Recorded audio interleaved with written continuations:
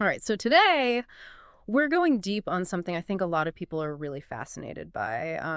Yeah, Child stars in Hollywood. I definitely. mean, I think we all kind of have this like collective memory of those kids whose faces we grew up with, Absolutely. from those like really early roles that just like grabbed our hearts Totally. to kind of where they are now and trying to really get a sense of what it's actually like Mm. to grow up with that level of fame, Yeah. like under that kind of scrutiny. Right. So to really like break this down, we've pulled together a bunch of sources for this one articles from like Screen Rant and MovieWeb, Mm-hmm. Woman in Home, Good Housekeeping, Interesting. even some academic stuff from Dalhousie University, and then some really interesting like historical and societal perspectives from Side Door magazine. Wow, it's a lot to unpack. It is, there's a lot here, but I think the goal for this deep dive is to sort of go beyond the headlines Yeah. and really try to understand like the full trajectory of child stars, both those like incredible successes, and some of these stories are pretty amazing, For sure. but also those really significant challenges Absolutely. that I think a lot of people don't really see or understand. Right. And then kind of bigger picture, like looking at those underlying factors and Mhm. and how society kind of perceives these young lives, Yeah. that are thrust into the spotlight like that. Makes sense. There's a really complex picture we're going to try to paint here. It is a complex picture. Yeah. But it's such a captivating topic to jump into because you see that initial spark of talent so early on. Right. And so many of the actors that we really respect now, those who've had these like amazing careers, Hmm. the Screen Rant article actually points out that many of them began as children. Oh, interesting. Yeah. It's true. And you think about some of those big names and it's like, wow, they've been doing this for like decades. It's incredible. It really is. And there's such a consistent demand for young performers in the industry. Right? Like you need kids to play the kids. Exactly. And that creates these really unique pathways and challenges for these young actors. Yeah, you see that like early recognition, Mm. that undeniable talent. But And Screen Rant also makes this really great point. okay. The child stars that continue working are often some of the most respected individuals It's true. in the industry. They've kind of like earned their stripes. Yeah, they've proven themselves over time. Yeah, and it makes you wonder what sets those successful transitions apart. Right, like what is it that allows some to flourish while others struggle? Exactly. And when you start looking at some of the examples in Screen Rant and Woman in Home, you start to see certain patterns emerge.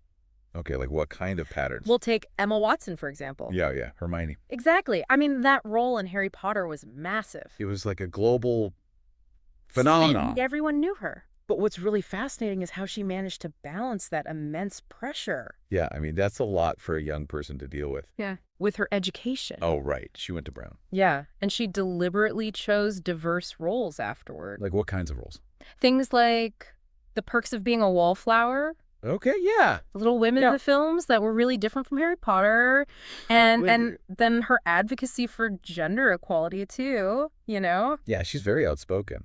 It's like she was really determined to have this strong sense of self That makes a lot of sense. and to pursue interests beyond just acting, you know? To have that kind of anchor, I guess. Exactly. And it seems like that's been crucial for her. Yeah. And then you look at someone like Kirsten Dunst. Oh, wow. Yeah, she's been around forever. Right. She made that early impression in an interview with the vampire. Oh, yeah. And then showed such incredible range. Why? Films like Bring It On the Virgin Suicides Right, totally different genres. and the mainstream recognition with Spider-Man. I mean, who doesn't love Mary Jane? And she hasn't stopped. She keeps taking on these really interesting and challenging roles. Marie Antoinette, for example. Okay, yeah. The Power of the Dog. She's good in that. It's like she's constantly adapting and reinventing herself. That seems key. Right? Like you have to be able to evolve. Yeah, stay relevant and interesting. And then there's Josh Brolin.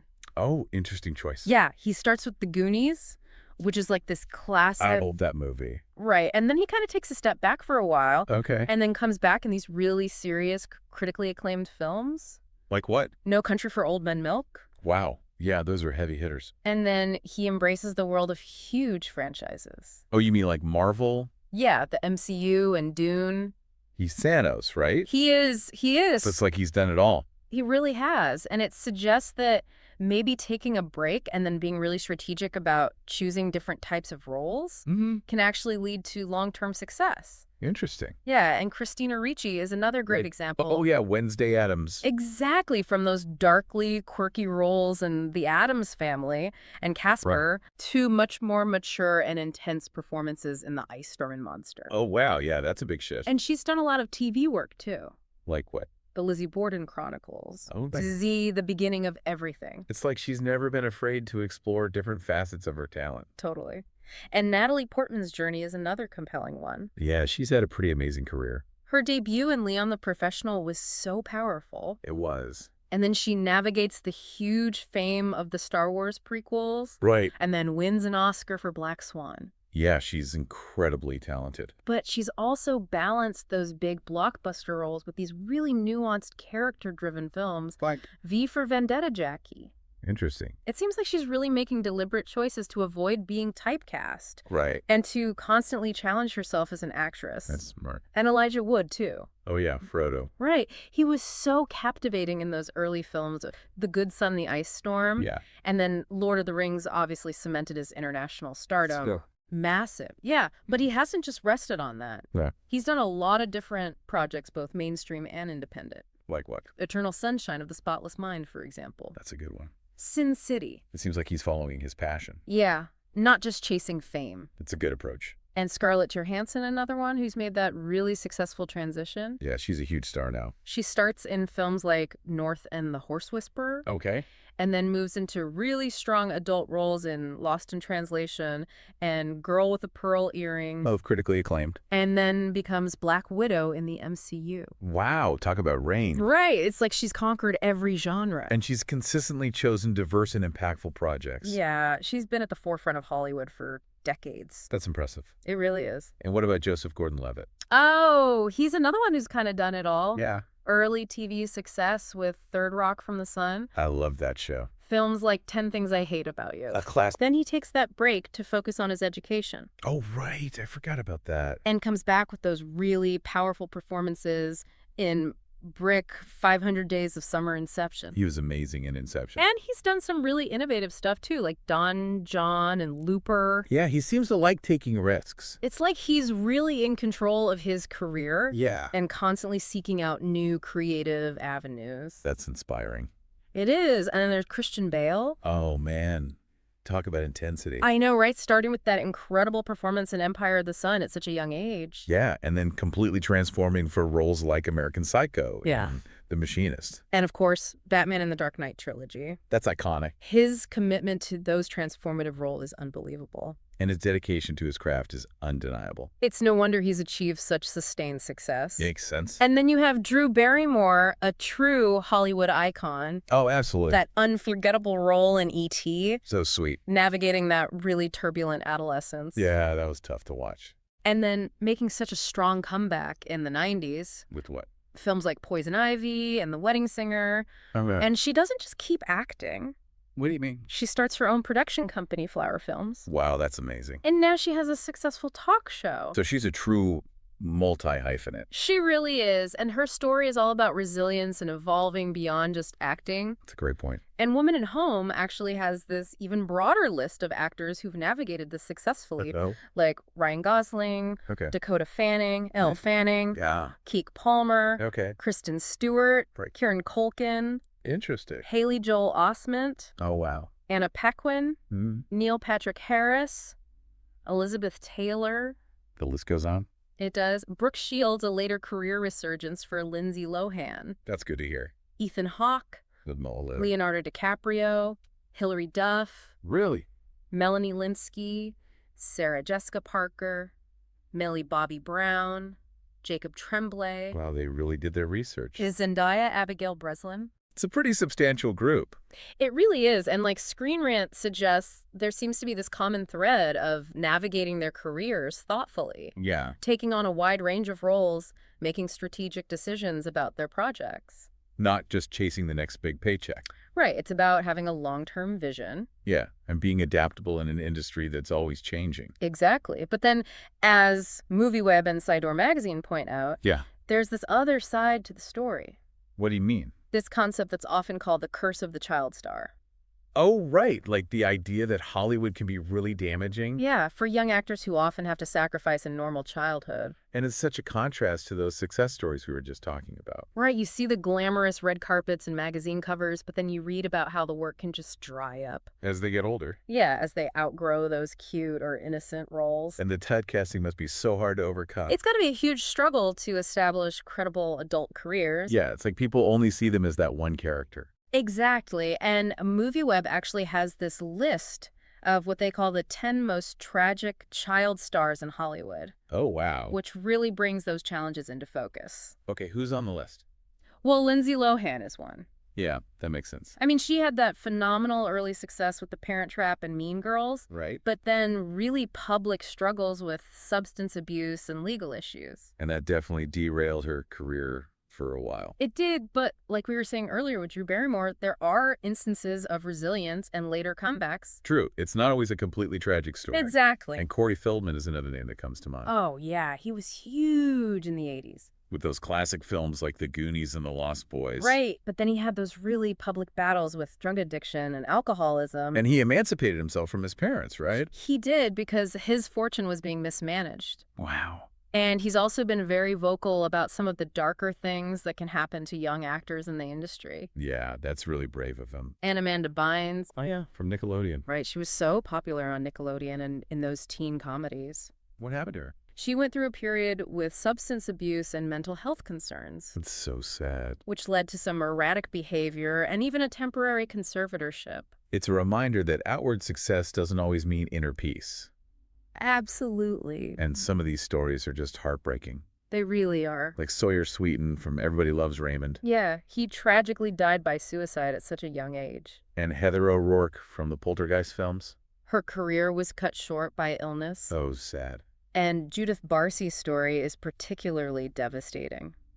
What happened? Her voice work in those beloved animated films like The Land Before Time and All Dogs Go to Heaven. Oh, wow, I didn't know that. But her life ended in a murder-suicide by her abusive father. It's horrible. It's a terrible reminder that the dangers aren't always tied to the industry itself, Right. but can be amplified by the pressures and circumstances of fame. Yeah. And Gary Coleman. Oh, yeah, Wichita Willis. Exactly. He was such a household name with that catchphrase from Different Strokes. But he had those health problems, right? He did lifelong issues related to kidney disease, which affected his growth and his career.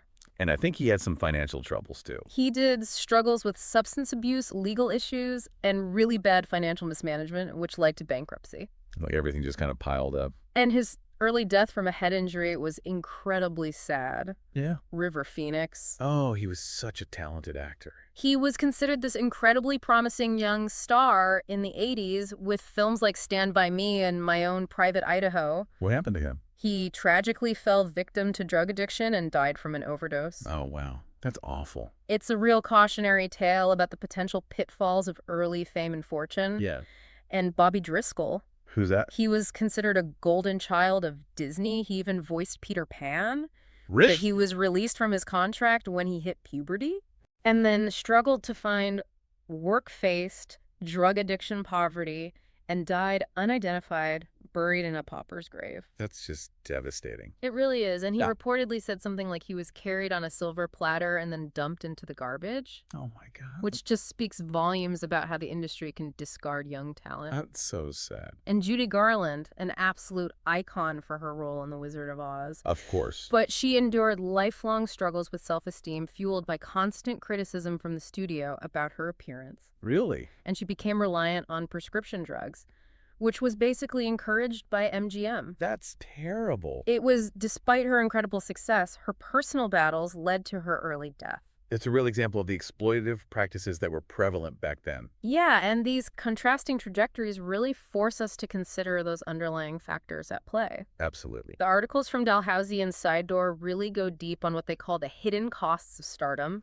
Okay. and the immense pressure of growing up in the public eye. Yeah, it's got to be so hard to navigate those crucial years with the world watching your every move. And the Dalhousie article highlights how memoirs by people like Sarah Polley and Jeanette McCurdy Oh, yeah, I've heard about those. really make us think about our own fascination with child stars. What do you mean? Like, why are we so drawn to watching these young lives unfold under such intense pressure?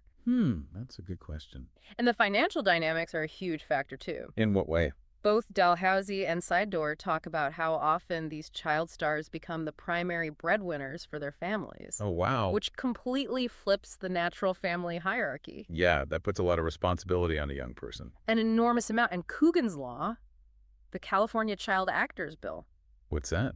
it was meant to protect the earnings of child actors after Jackie Coogan. It was Jackie Coogan. He was a child star in the early 1900s who earned millions, but his mother and stepfather spent it all. Oh, no. So the law was passed to prevent that from happening again. So it protects their money. It's supposed to, but Sidor reminds us that there are still loopholes. Really? And Jeanette McCurdy actually talks about how her Coogan account was mismanaged by her mother. So even with the law in place, there are still vulnerabilities. Unfortunately, yes. And the vulnerability to parental influence and exploitation is a big theme in both Sidor and Dalhousie. Yeah, Jackie Coogan is often cited as a prime example. Right. When parents become so financially dependent on their child's income, it can create a really unhealthy dynamic. Where the child's well-being is not the priority. Sadly, yes. And the pressure to perform and to evoke specific emotions on command. Like crying on cue. Yeah. Dalhousie talks about how Jackie Coogan's father would threaten him to make him cry for a scene. That's awful. And Jeanette McCurdy also spoke about being expected to cry on cue. It's like they're treating those emotions as a commodity. It's really disturbing. And this isn't a new issue either. What do you mean? Sidor actually mentions the infant phenomenon of the Victorian era. What was that? It was basically child stars in the 1800s. Wow. And even back then, there were concerns about their well-being.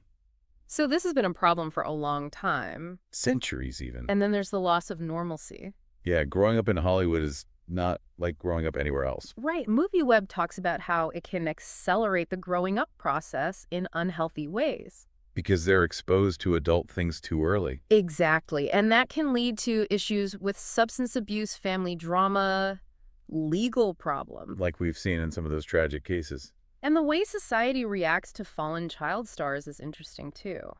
What do you mean? Jane O'Connor in Sidor points out that there can be this fascination Yeah. and even a sense of satisfaction when these young stars have problems. It's like people are waiting for them to fail. It's like they were too lucky and their struggles are deserved or something. That's messed up. It really is. And it's important to remember that not all child stars come from the same background. Right. Sidor talks about the differences between someone like Jeanette McCurdy, who came from a difficult family situation, and Selena Gomez, whose family was more stable. That makes sense. The pressures and vulnerabilities are just different.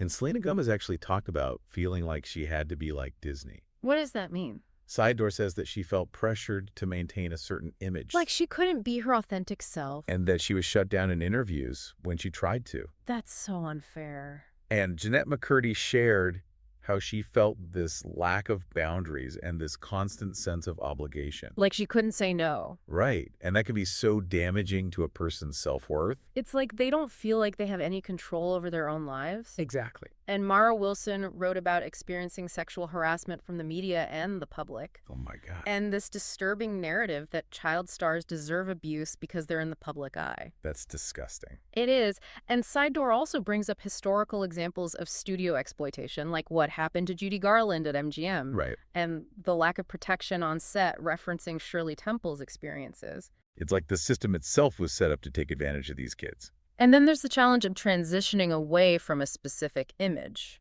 Like the Disney image. Exactly. Sidor talks about Miley Cyrus and Christina Aguilera trying to break free from that. Yeah, it's hard to be seen as an adult when you're known for being a kid. And Elizabeth Taylor even said that it was a struggle to develop a sense of identity separate from the characters she played. So it's not just an image thing, it's an identity thing. Right. And then there's the whole issue of parasocial relationships. What's that? Sidor describes it as those one-sided emotional connections that fans develop with public figures, Oh, yeah. which can create unrealistic expectations and a lack of privacy. Like they feel like they know the star personally. And these child stars are constantly under scrutiny for everything they do. That must be exhausting. But there are people trying to make things better. Oh, good. Side Door mentions Allison Stoner, who's advocating for better protections for child performers. Like, what kinds of protection? Things like mandatory media and industry literacy courses for parents and representatives. Okay. And the presence of mental health professionals on set. Those seem like essential safeguards. They do, and there are some positive shifts happening, too. Really? Dalhousie highlights the Australian show Bluey, Oh, I love that show. which protects the identities of its child voice actors, That's interesting. so they can have a degree of privacy. I wonder if more shows will do that. It's a good model for a more ethical way to involve kids in the industry. Yeah, prioritize their well-being. So as we wrap up this deep dive, Yeah. it's clear that child stardom in Hollywood is incredibly complex. Definitely not as simple as it seems. There's the potential for huge success, We've seen lots of examples of that. but also intense pressure exploitation and really difficult struggles. It's a double-edged sword. And to really understand these experiences, we have to look beyond the glamour and the fame. And consider the systemic issues and personal sacrifices. Exactly. It's not all sunshine and rainbow. And it makes you wonder, what responsibility do we have as audiences? Mhm. And what responsibility does the entertainment industry have Sure. to ensure the well-being of these young performers? Right. How can we make things better for them? That's the real question, isn't it? It is.